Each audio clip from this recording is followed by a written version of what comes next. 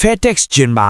ဒီနေ့လူတိုင်းရဲ့မျက်လုံးထဲမှာမတူညီတဲ့အလင်းတစ်ခုရှိနေတယ်။ဘာလို့လဲဆိုတော့ကျော်စွာဝင်းရဲ့နီးပြကြီး American Key ကနေအပြေးလွှားပြန်လာပြီ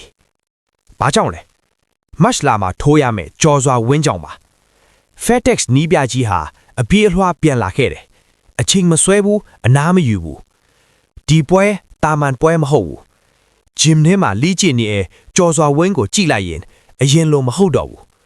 သူ့လက်ထဲမှာမွေထိုင်းလက်အပ်မဟုတ်ဘူး kickboxing လက် combination နဲ့မြန်လာတယ် footwork ပိုတက်လာတယ်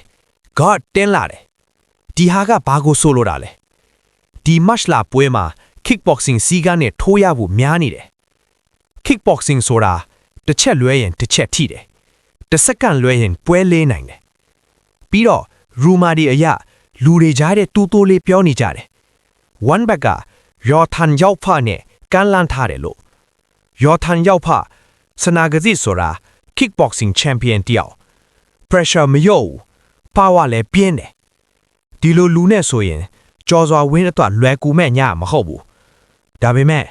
နီးပြကြီးအပြေးလွှားပြင်လာတဲ့အထိဒီပွဲကိုအရေးထားနေတယ်ဆိုရင်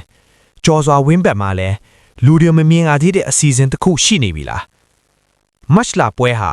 ပုံမှန်ပွဲတစ်ပွဲမဟုတ်ဘူးဒါဟာကျော်စွာဝင်းရဲ့နာမည်ကိုတဆင့်တက်စေမဲ့အခွင့်အရေးလား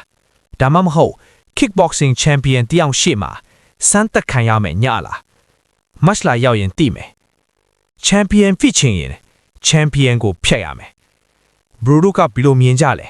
comment မှာဝင်ရောက်ရေးထွားကြပါဦး